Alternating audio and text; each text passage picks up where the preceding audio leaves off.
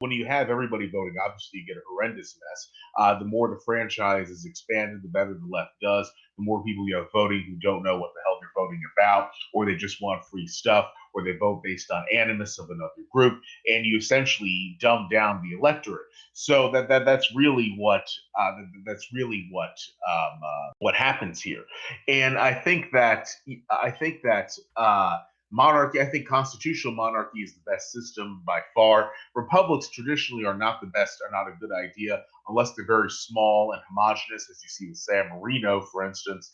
But I think constitutional monarchies are able to hold together large, diverse populations within a framework that is liberal Democrat. It doesn't have well, constitutional monarchy, yes, it does have to be. That is liberal democratic and does have respect for individual rights and liberties, but at the same time, it also acknowledges differences within the populace.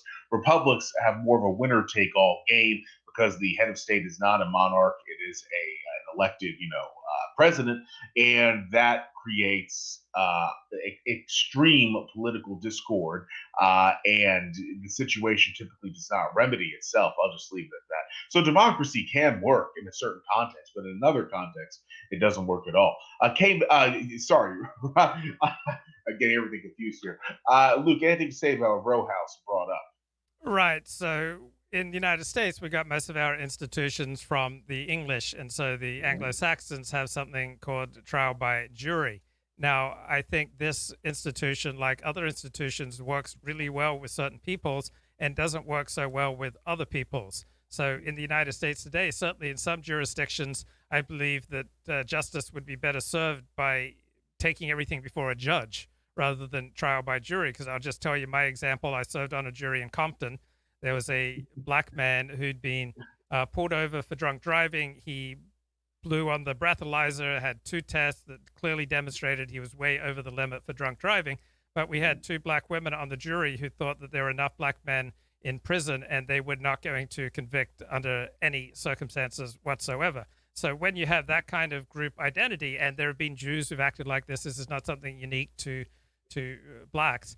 But when you have that sort of group identity that overrides seeking justice, then the jury system does not work very well in that environment. Now, I notice a tremendous amount of despair on the right. I mean, so many people are just incredibly black-pilled since the election, and it's not a sentiment that I share. But yeah, I'm constantly hearing from, say, Jim Bowden comes into my chat almost every day and says, democracy is useless, liberal democracy is useless, America's absolutely stuffed, mate.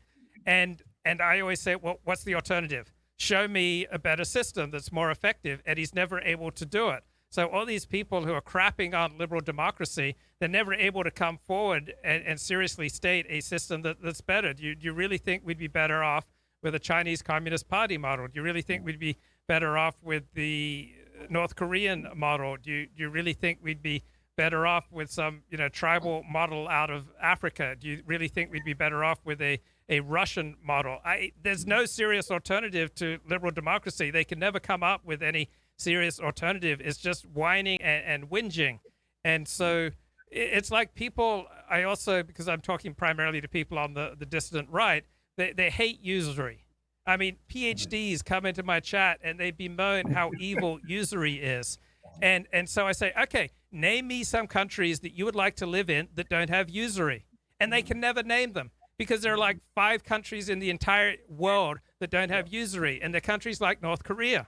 But they will whinge and they will whine and they can talk for hours about the evils of usury.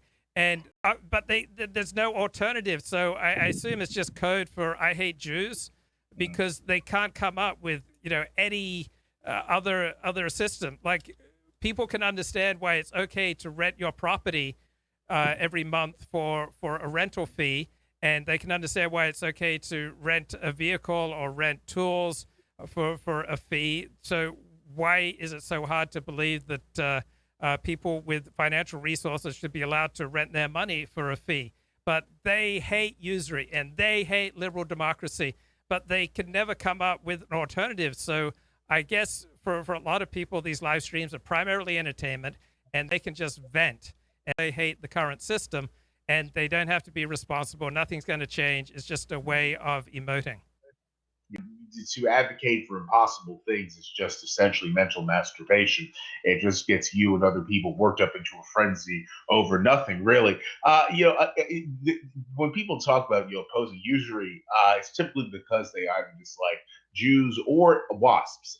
Because in both England and in Jewish culture, usury is very, very well accepted. It's been done for a very long time, and it's quite the lay of the land. And a lot of people want this. It actually boils over into this vision of the right, which is not Anglo-spirit, but it's kind of in the cultural breakdown of America, wormed its way in somehow to the minds of many people who consider themselves rightists.